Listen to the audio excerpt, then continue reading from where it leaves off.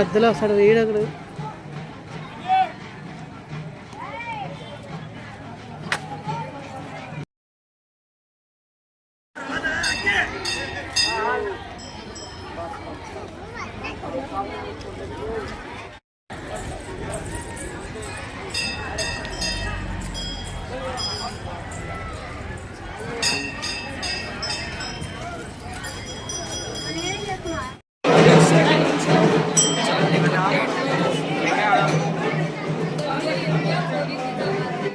అందరికీ నమస్కారం. శ్రీ శ్రీ శ్రీ పుట్టశీల కర్నూలు బళ్ళారి దుర్గమ్మ జాతర మహోత్సవంలో ఈ సంవత్సరంతో కలుపుకుంటే 40 సంవత్సరం జరుపుకుంటున్న జాతరని. మొదటగా మా నాయన ఈ అమ్మవారి పుట్టశీల అమ్మవారిని మన మామిడి తోట వనంలో అప్పట్లో అమ్మవారిని కూర్చోబెట్టడం, బళ్ళారి నుంచి అమ్మని కొలిచి అక్కడి నుంచి కూర్చోబెట్టడం జరిగింది. తర్వాత కొన్ని సంవత్సరాల తర్వాత ఈ పుల్లూరు గిడ్డారెడ్డి అనే వ్యక్తి తోటలోంచి గుడి కొంచెం స్థలం ఇచ్చి ఇక్కడ గుడి పెద్దగా నిర్మించుకొని స్థలం ఇవ్వడం జరిగింది.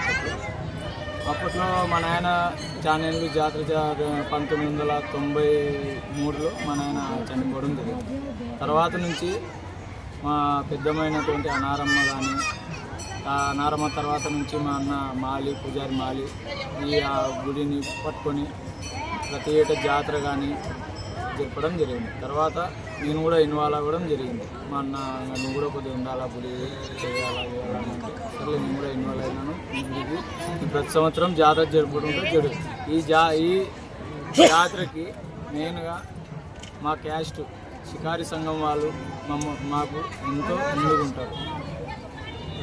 గుడిని నిర్మించడానికి కానీ ప్రతి కార్యక్రమానికి జాతర చేయాలంటే కూడా మాకు ముందుగా ఉండేది మా కులం వాళ్ళే. తర్వాత మేము మొన్న రీసెంట్గా 2021లో గుడిని నిర్మించడం జరిగింది.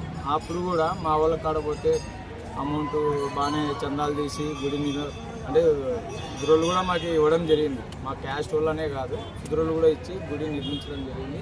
ప్రతి ఏటా ఇక్కడ ప్రతి సంవత్సరము కర్ణాటక నుంచి, మహారాష్ట్ర నుంచి, మన తెలంగాణ నుంచి, మన కర్నూలు జిల్లాలో అనంతపురం కానీ కర్నూలు జిల్లా కానీ ఇక్కడ నుంచి ఉండే మా క్యాస్ట్ కమ్యూనిటీ వాళ్ళందరూ వచ్చి ఈ జాతరలో అయితే పాల్గొనడం జరుగుతుంది.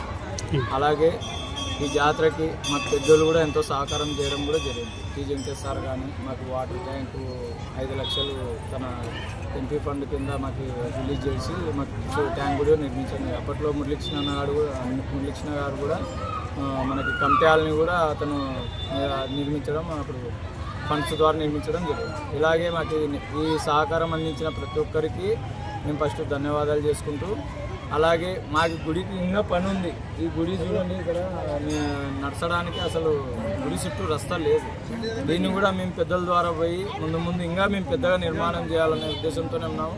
ఆల్మోస్ట్ శుక్రవారం, మంగళవారం భక్తులు ఎంతోగానో రద్దీ ఇక్కడ వచ్చి అమ్మవారు బాగా ఏం కోరుకున్నా తప్పకుండా నెరవేరుస్తుంది అమ్మ. మేము ఫస్ట్ దాన్ని నమ్మి జనాలు కూడా రావడం జరుగుతుంది. కాబట్టి ప్రతి ఒక్కరు హిందువులు కూడా మాకు ఈ గుడిని వచ్చి దర్శనం చేసుకోండి, అమ్మవారిని నమ్మండి.